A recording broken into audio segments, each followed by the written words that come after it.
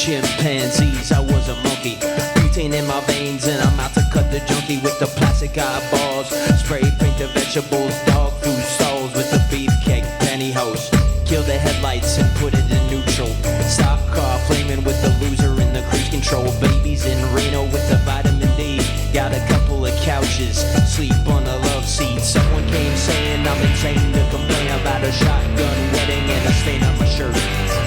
Don't believe everything that you breathe. You get a parking violation and a maggot on your sleeve. So shave your face with some mace in the dark. Saving all your food stamps and burning down the trailer park. Yo, cut it.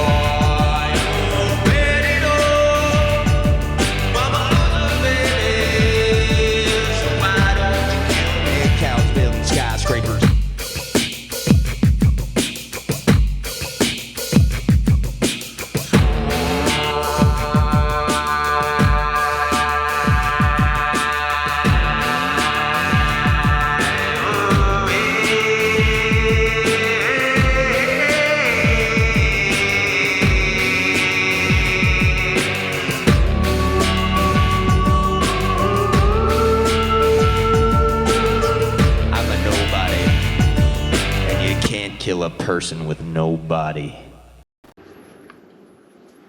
Hey there, I hope you're all doing well.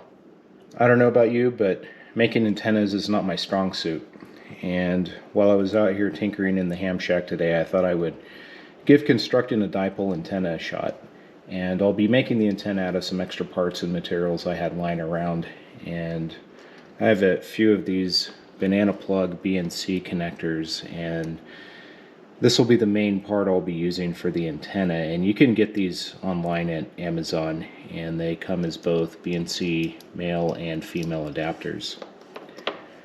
This is the most inexpensive and easiest antenna you can build, and it only takes a few minutes to put together. I've seen several people online make these antennas using banana plugs with speaker wire. Unfortunately, I don't have any speaker wire, so for this demo, I'll be using this RG174 coax. And I'm not saying use this cable for your build, this is just what I have on hand for this demo. I think the RG174 is only rated for a maximum power output of around 17 watts, but if speaker wire is available to you, then that would be my first choice. Keep in mind that the power handling capacity of a speaker wire depends on factors such as the gauge of the wire and length. Thicker wires, which are lower gauge numbers, can handle more power without significant loss compared to that of thinner wires. So the first step in constructing the antenna is going to be to cut the wire to a specific length for the band that you plan to operate on. And there are several online calculators you can use to determine the length of wire that you're going to need to cut. The one I use can be found at westmountainradio.com, and I'll leave a link to the calculator in the description below. But using their calculator, if I wanted to make a dipole for, say, the 10-meter band, which is 28 megahertz, I would enter that frequency into the calculator, and then it would give me a total antenna length calculation of 16 feet, 8.5 inches. And then I would divide that in half, and I would get 8 feet, 4.3 inches for each element length. The reason for using the calculator to determine the length of each leg and then cutting these wires for those specific lengths is so they are resonant for the band that you plan to operate on. And as a result, you should end up with a fairly desirable SWR. But one of the things that you'll want to take into consideration is leaving a little bit of room for making loops at the end of each leg, as well as for tuning if you happen to have an antenna analyzer like this one, this Nano VNA that I'm using.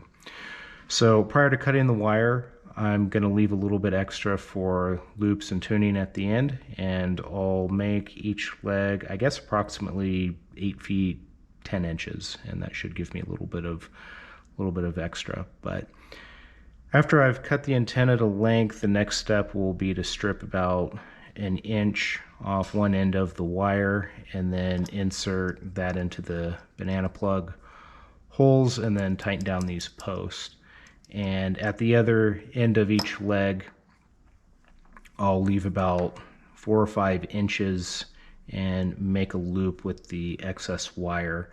And if you're doing an NVIS setup, and I'll leave a link to what NVIS is in the description, then you'll want each leg about a 45-degree angle towards the ground. Some antenna radiation pattern models I've seen show the inverted V has a more omnidirectional pattern compared to arranging the antenna in a flat top configuration. And to form an inverted V configuration, you'll need to suspend the dipole from the center, and each leg should be pulled away from the center at approximately a 45-degree angle. And you can use electrical tape or heat shrinking tubing to fasten the ends, and either paracord or bungee cord to secure each leg. One thing to keep in mind is to keep people and animals away from the antenna while you're operating it so they're not exposed to the radiation from the antenna.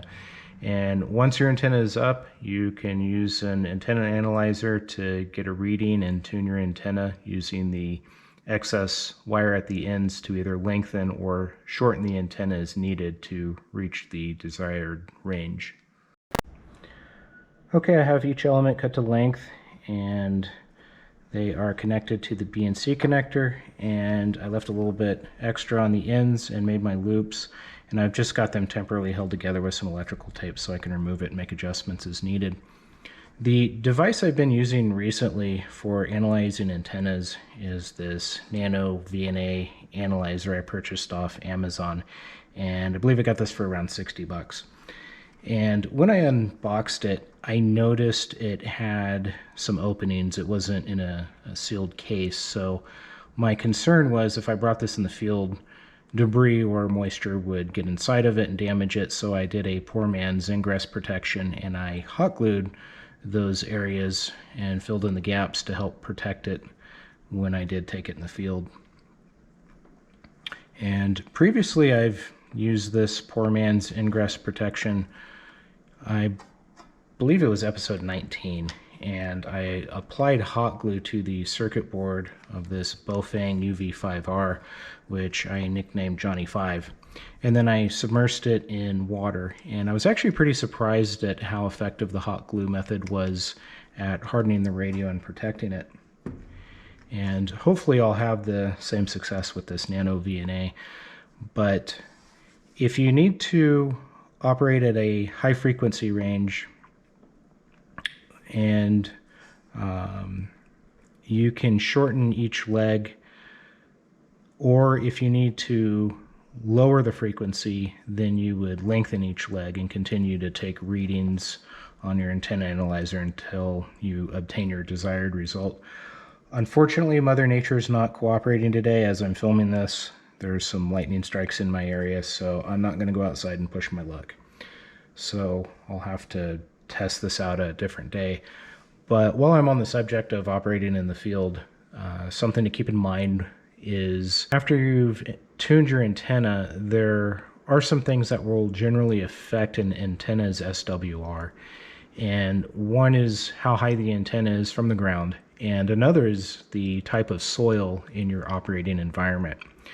And while researching this topic, I've read it is possible for an antenna that was originally tuned over dry ground to be detuned by rain, which of course increases the moisture content of the soil. And moist soil has more conductivity than dry, hard, or sandy soil. So the varying types of soil conductivity can cause small changes in the resonant frequency, which could raise or lower the SWR. However, my understanding is it's often needs to be very wet soil to cause a significant change in your SWR. So anyway, that's all for now. I hope this video was informative, and thanks for watching.